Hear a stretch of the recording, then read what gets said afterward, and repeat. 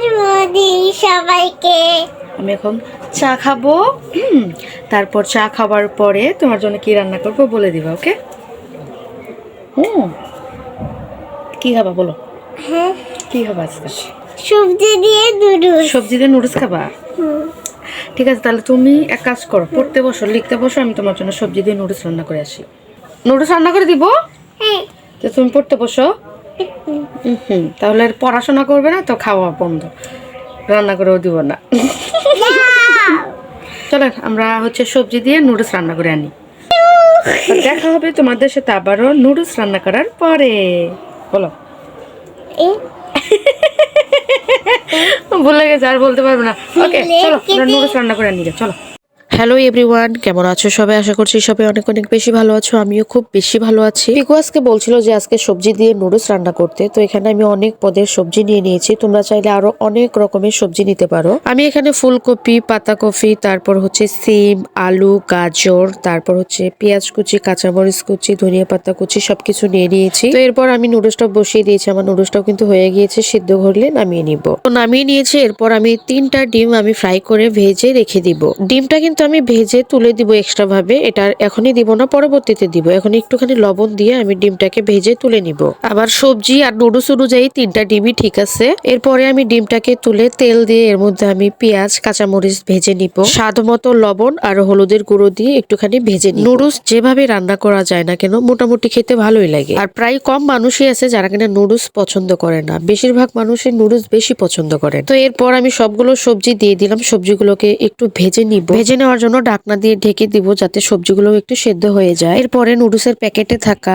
মশলাগুলো আমি দিয়ে দিব। এখানে আমি 3 প্যাকেট মশলা দিয়ে দিয়েছি। তোমরা চাইলে কম বেশি করে নিতে পারবা। এরপর আমি ধনিয়া পাতাটাও দিয়ে দিলাম। নুডলস রান্না করবো আর তার মধ্যে ধনিয়া পাতা দিব না, সেটা কি হতে পারে? এরপর আমি ভেজে তুলে রেখেছিলাম যে ডিমটা, সেই ডিমটাও কিন্তু দিয়ে দিলাম সবজির মধ্যেই। সবজির কালারটা দেখতে কিন্তু খুব সুন্দর লাগছে। এরপর আমি সবজির মধ্যে একটা ম্যাগি মশলা দিব। এটার ফ্লেভারটা জাস্ট ওয়াও। আমি সবজি রান্না করলে এই মশলাটা দেওয়ার চেষ্টা করি, এটা দেওয়াতে আমার কাছে অনেকটা টেস্টি লাগে। টমেটো সস দেওয়ার কোনো ইচ্ছাই ছিল না আমার। পিকু পিছন থেকে বলল যে মা একটু টমেটো সস দাও, এভাবে খেলে নাকি ওর কাছে অনেক ভালো লাগে। জাস্ট মন রক্ষা করার জন্য একটুখানি দিয়ে দিলাম। এটা অপশনাল, তোমরা চাইলে নাও দিতে পারবা। এরপরে আমি নুডলসটা দিয়ে দিলাম। নুডলসটা একটুখানি দলা পেকে গিয়েছিল, আমি সেটাকে হাত দিয়ে ছাড়িয়ে নিয়েছি। আমি যখন নুডলস রান্না করি তখন অনেকগুলো একসঙ্গে রান্না করি, কেননা নুডলস আমি রান্না করার পরে এয়ারটাইট বক্সে ভরে ফ্রিজে রেখে দিই। তারপর প্রতিদিন একটু একটু করে পিকুকে আমি গরম করে দিয়ে দিই। আর পিকু প্রতিদিন নুডলস খাই, সকালবেলা, দুপুরবেলা, রাত্রে। খাবারের পরে একটু একটু করে নুডলস খায়, তাকে এই নুডলসটা দিলে অনেকটা খুশি হয়ে যায়। এই নুডলসটা 2 দিনে পিকুর হয়ে যাবে। তো চলো নুডলসটা পিকুর কাছে নিয়ে যাওয়া যাক।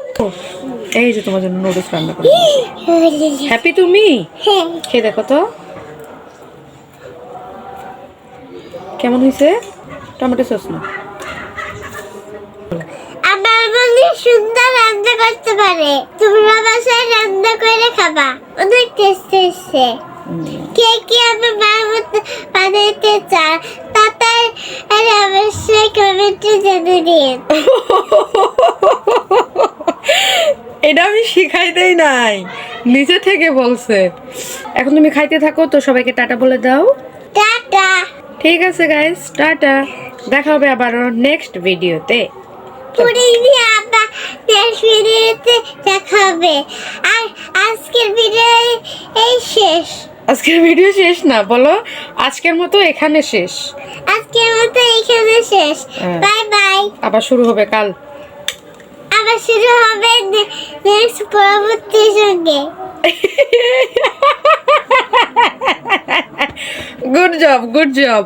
ঠিক আছে, এখন টাটা, সত্যি সত্যি টাটা। হ্যাঁ, তো তুমি নুডলস খাইতে থাকো, আমি সবাইকে টাটা বলে দিই। ওকে, টাটা গাইস। Tata guys.